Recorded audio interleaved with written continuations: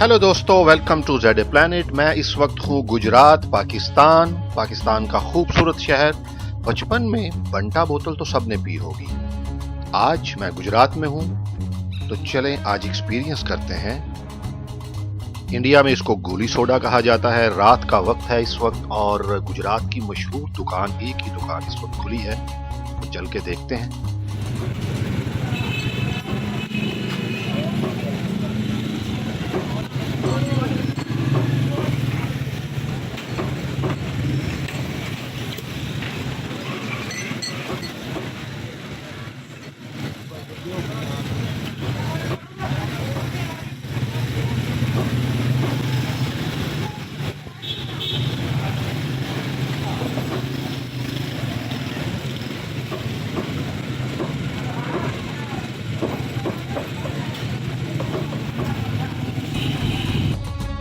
जी तो दोस्तों, बचपन एक दफ़ा फिर वापस आ चुका है और आपको भी ये एक्सपीरियंसेस ज़रूर करने चाहिए और बताना चाहिए कमेंट्स में नीचे कि आप अभी तक अपनी कौन कौन सी बचपन की ऐसी यादें हैं जो आप ताज़ा कर रहे हैं। बिलाल भाई भी तकरीबन अब ख़त्म कर चुके हैं।